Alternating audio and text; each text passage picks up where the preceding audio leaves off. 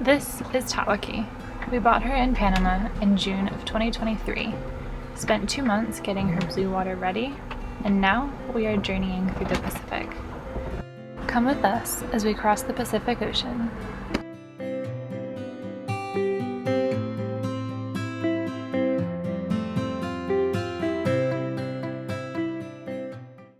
Alright, we're out shopping, doing a lot of shopping to get ready to go, hopefully tomorrow, but I'm not sure that's going to happen. I had a nap in a pharmacy. We just spent an hour at a pharmacy trying to translate all the different medicines that we need to get, like antibiotics and pain meds and that sort of stuff for being offshore. We're exhausted. We might end up leaving tomorrow, it might be the next day. We'll see.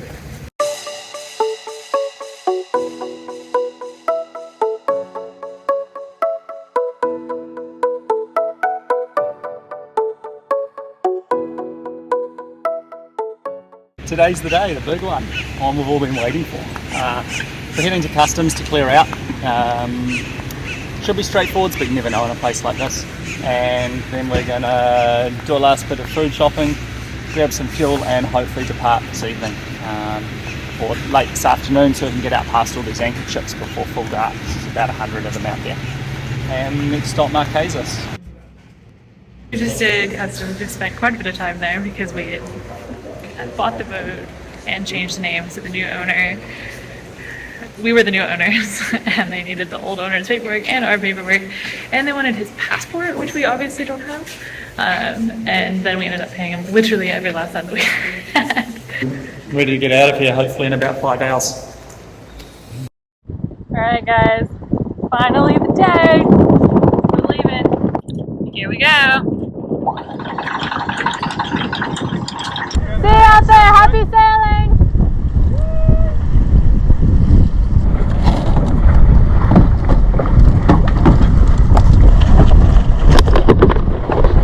Simon's already got the sail up. Happy to be leaving. It's been really hot, really sticky, and the monkeys were cool. Monkeys were cool, but other parts of it have been very challenging. Yeah, and very stressful. So, but we're going. Woohoo!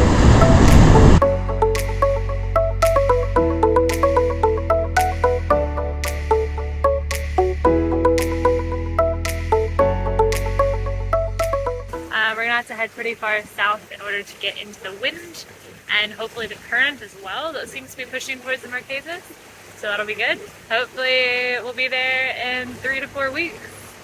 Okay, so I'm grabbing Garmin, Keeper, grab bag, handheld, turn on Starlink if it's not already on. You are doing the life jacket, you're cutting the ties on the dinghy. Yep. And extra provision. Rob's doing life raft and opening the back gate. And getting the TLB. And getting the TLB. And if we have time, we want to take as much stuff as possible. So we're not leaving this boat until it's sinking out. Yeah.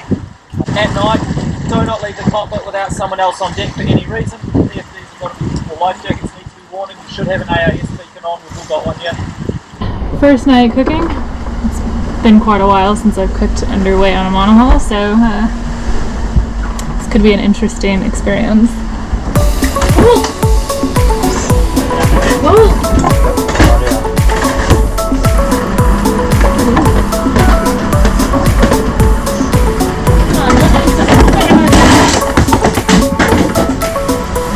Hi. Chrissy.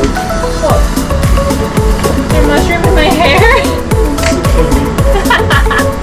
First night at sea. I'm on watch. It's about 1:45 midnight, and we just had our first dolphin to the trip, so I woke Chrissy. It's like a pod about 8 to 10, and they've been playing around on the bow for about the last 20 minutes. It's really dark with lots of lightning going on, but I think it's heat lining and it doesn't seem to be a risk of hitting us at this point. Touch wood on that. There is a lot of lightning going on out there. There's been a lot of lightning pretty much the whole trip, but it's now fork lightning, which is kind of terrifying. Kind of stuck between lightning and land at the moment, so fingers crossed we're not struck by lightning. We're just passing the coast of Panama over here. You can see the tower on the end. That'll be the last bit of land that we're going to see for quite a while, I believe. We're right in on the coast because out to port there was a massive lightning storm with fork lightning hitting the water right up until daybreak, and the only way to go around it was right in on the coast. So we've done that, but that's put us in this rip with the tide that's running around, and as I'm sure you can see, we're rolling quite a lot. We could see there's clouds on radar, and that gave us something that we could steer to avoid, which was really, really nice. So all is well, just turned on the water maker and motor sailing right now with just a head sail until we're through this trip. Is only about 5 knots. So it looks like we're just going through a big debris field of some sort. There's tree trunks and logs and plastic, and we've just slowed right down because we just ran over a big log. We've been keeping a fairly good lookout, but as you can see, it's just got to the point where we can barely find a way through. Unsure what's causing it, but bloody hell, there's a lot of debris out here right now.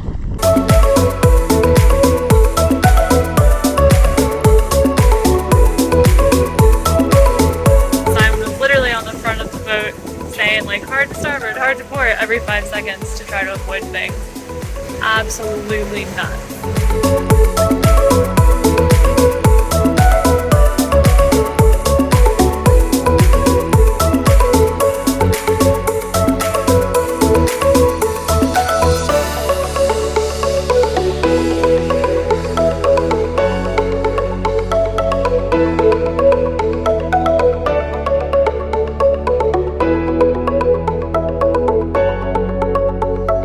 We're motoring now 36 hours. We're just going to do our first fuel transfer, and that will give us a good idea of our fuel consumption. We're hoping it's somewhere around about 100 litres an hour, 120 litres an hour. More is bad, less is really good. It means we can probably speed up a little bit. Beautiful morning. Just got the first sniff of a southerly. I think it's a puff of the trades. It will die out again according to the weather forecast. But man, does it feel good to actually be making some progress with the sails, even if the engine's still running.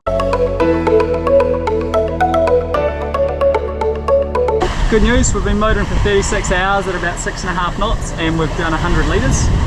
So that's, yeah, fairly good fuel consumption. And it also means we've only used a third of our reserve tanks, or a third of our reserve fuel. So we've got 300 litres reserve and a 260 litre tank.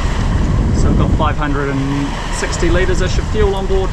Now we're down to 460 after 36 hours. So we can do this a lot more, and it means we can keep going at this speed, which is really, really encouraging.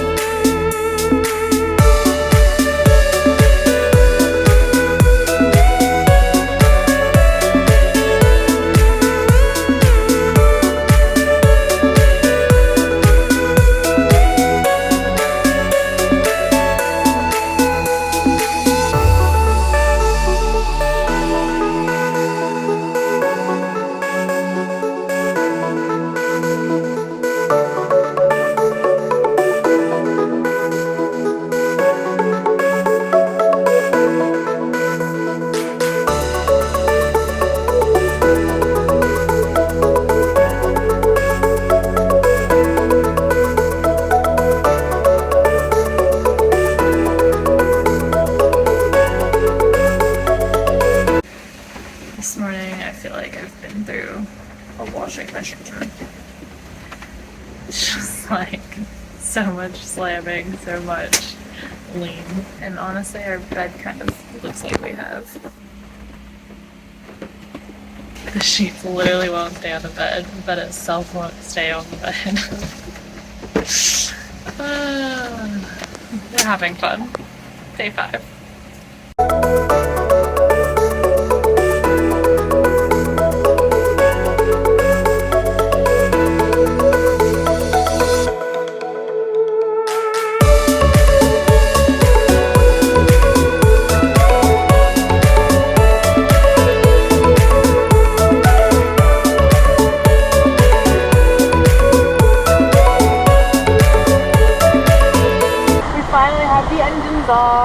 and we're doing 6 knots. 7 knots. 7 knots. Exciting. Which is super nice. This is day 4. Yeah. 10 o'clock in the morning, and we finally have turned the engines off, and we're actually still making progress. We've got some good wind.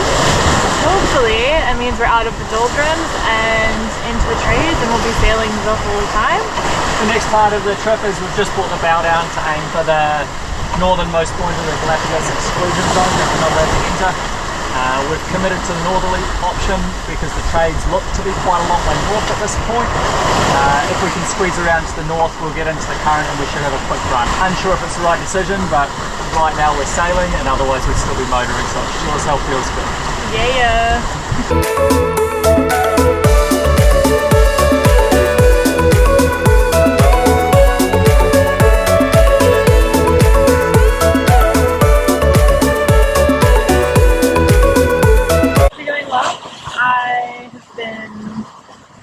Seasick, but queasy, like the entire time. So I finally caved, and I've got wristband on. I've got one of these patches on. Apparently it's an all-natural one, which is kind of nice. I took a ginger tool, though I don't think that'll do anything. I've got ginger lozenges, and I might make myself some ginger tea in a bit. But these seem to be feeling a little bit better since I put these stuff on. Although, of course, since I did it all at once, I have no idea which one's the one that's actually working, so I can't help you there. But I can tell you a combo does really well. I really hate taking too sickness medications because then I'm like super drowsy.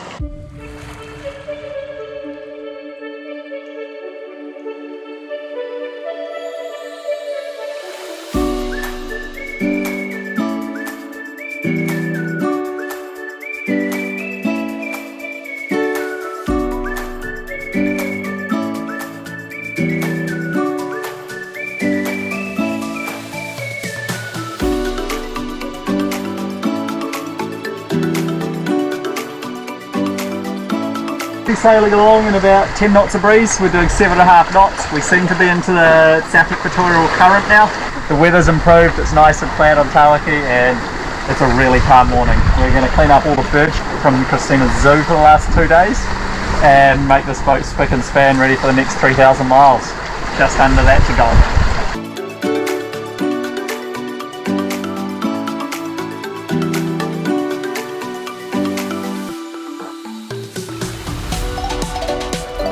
Morning of day 6, around 10:30. The wind's calmed down and actually swung aft, so it's more coming from the southeast now, whereas we had southwest for the last few days. It's much more comfortable, much flatter. We're under full sail. We actually could do a little bit more, but we don't have any, and we're using this opportunity to refuel. So we've got 2, 4, 5 of our spare jerrys, so we're going to transfer 100 litres, and we might even put in up to 160 extra litres and see if we can get the tank full.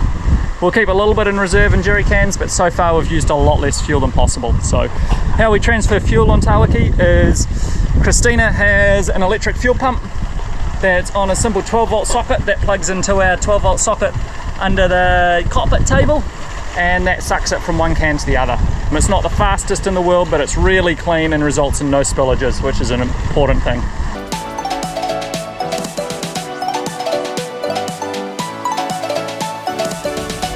Here is Darwin Island, part of the Galapagos. Sadly, we're just passing by, not jumping in for a dive. It's a little bit heartbreaking, I'm not gonna lie, especially seeing a boat over there. I really wanted to go and ask if I could join. But this will be the last bit of land that we see for another 3,000 miles until we hit the Marquesas.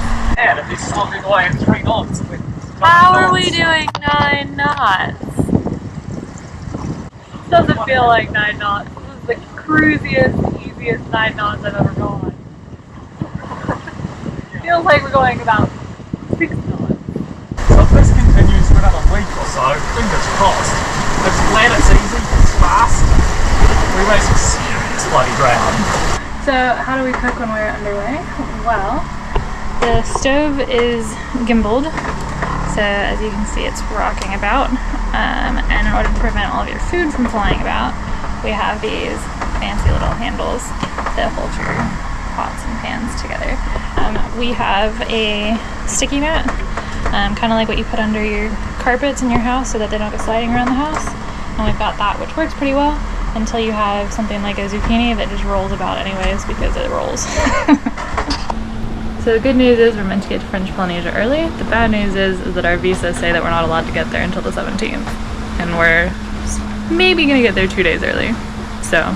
Our weather routing is currently telling us that we might do it in 19 or 20 days. We've had a really good run out of Panama. We're currently doing a bit over 9 knots, 10.1 knots right now. Didn't think that was possible on this boat, but here we are, and we're not sure what to do. Do we slow down? Do we show up and put the Q flag up? We don't really just want to roll around in here to wait for a visa day. That seems crazy. Right, so just doing my evening walk around the boat, evicting the birds and checking over things like nav lights were still working, and we've found a major failure in our stacil chain plate, so we'll take you forwards now and we'll show you what it looks like.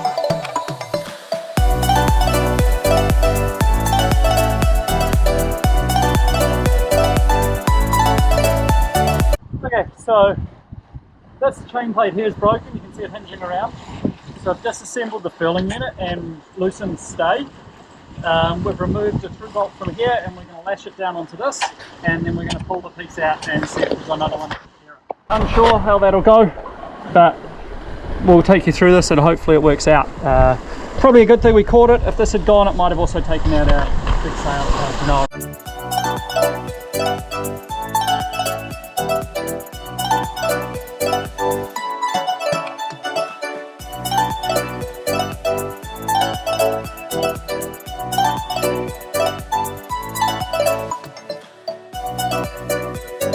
This bolt here, which holds on the inner furling unit, the solent, the working jib, was not sitting flush. It was sitting at about maybe a 5-degree angle and a little bit proud, and it turns out it had completely failed. Now, it would have been quite bad if this had let go in the night.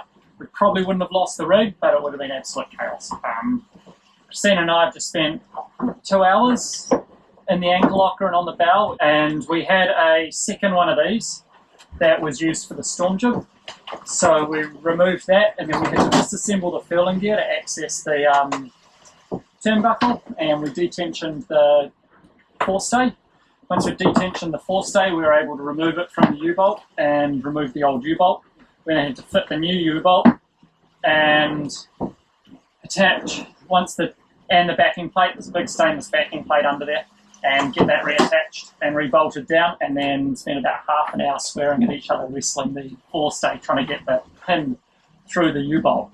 Because there's probably a 5-foot sea and it's quite rolly. We were dead downwind, luckily Dad was driving.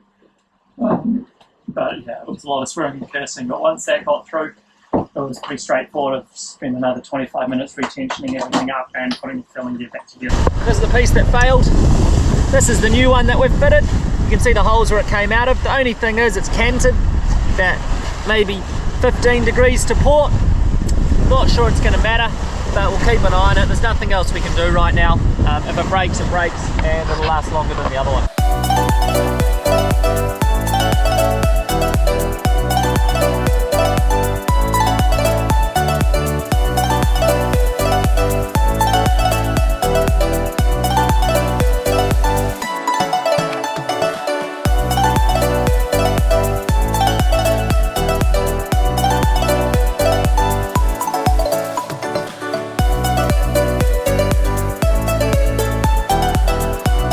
At 3 PM we'll be on day 12, and we have some exciting news. We have some friends that have arrived overnight.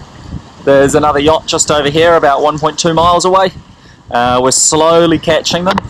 We'll give them a bit past 6 AM and then we'll give them a radio call and say hi. Looks like they're probably going to a similar destination to us, and it's nice to see other sailors out here, and nice to know that if anything, the worst does happen, I guess there's other options. This alarm telling us. Autopilot's letting us know that it's spotted them. Doing 9.5 to 10 knots right now. Chrissy's making cookies. Found a ball bearing sitting on the deck at the base of the mast, so we're unsure where it came from. We've checked everything we can get our hands on. All the furlers are working nice and smoothly. Blocks all seem okay. Maybe it was dropped from a previous service, we're unsure, but we're keeping an eye on things. Cookies.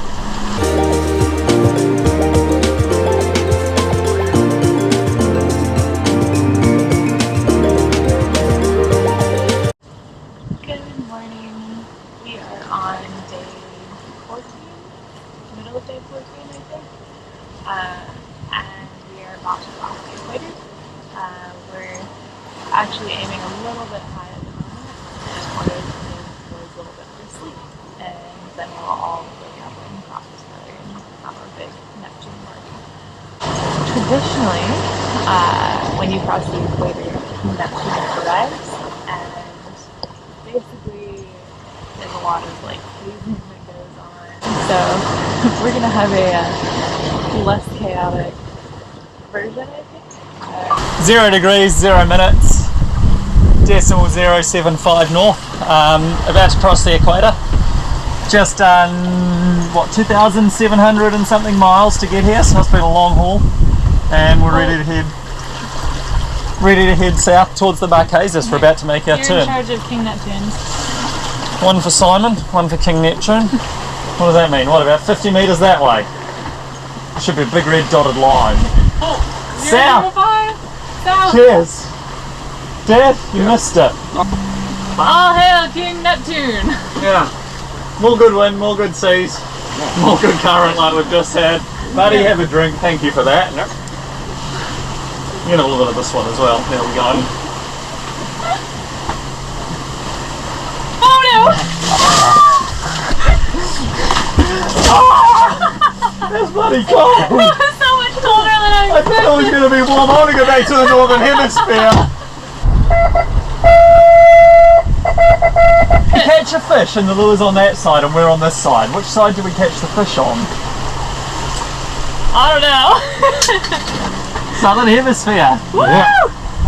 Alright, we've just crossed into the southern hemisphere, just crossed the equator, and Turning our bow towards French Polynesia. We've been heading west for the last, 2 weeks since we left Panama, basically, steering about 270, 260. Yeah. We're about to swing our bow south now and we're steering about 240, 250. Marquesas is 1,300 miles on our bow, and hopefully we get fair winds and following seas and we keep this current for as long as possible. sort of feels like a birthday. You've done it, but it doesn't feel any different. You blew out the candles, you had some cake, but it just, it's the same. Yeah.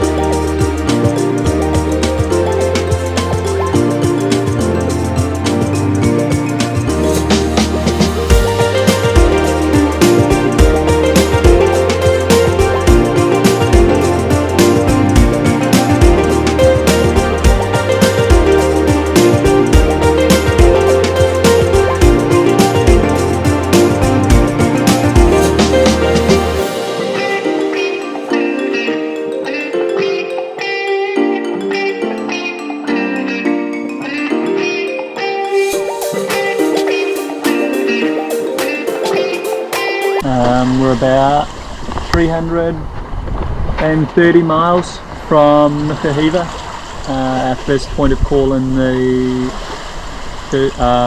Marquesas. Sorry, it's really early and I'm just at the end of my watch, but we're just sailing into a fishing fleet. So over to our port side there's a flashing light that's strobing of some sort and it's not showing up on AIS. No idea what that is. And then off our starboard bow there is a fishing boat, and I'm not sure what they're up to, but they're about 1.8 nautical miles away and they're cutting in and out on AIS. Right, a bit hard to see, but it's daybreak on day 21 and we have land. About 2 miles off our starboard side we have the easternmost tip of Hiva Oa. So pretty excited. We'll give you another video once we get a little bit more light, but we're so excited we just couldn't wait to share it with you. So absolutely stoked to see some land. And we're now 2.5 or 3 hours from our destination. We'll be reaching up the side of the island.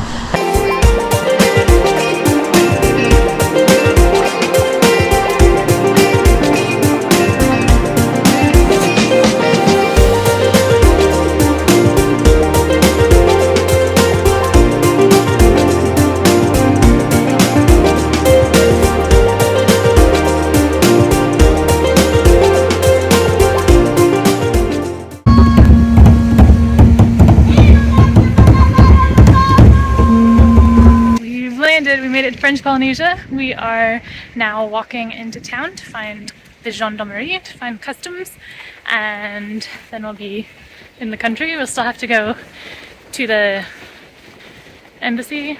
Not the embassy. I've been up since 3 a.m. I can't think of the name. But we have to go there to get our visas. But that'll be in a couple days probably. We don't have to do that immediately, so that's nice. But yeah, here we are, French Polynesia. 21 days it took us to get here, which was really exciting. And yeah, super quick, super nice to be here. It was a good trip, but it was just tiring in the end. So yeah, but here we are in this absolutely magical place, and yeah, we're just gonna revel in it, do customs, maybe see if we can find any fresh food, and then hopefully nap. Oh! Cheers! We made it! Yeah, cheers. Well Cheers! done. Cheers.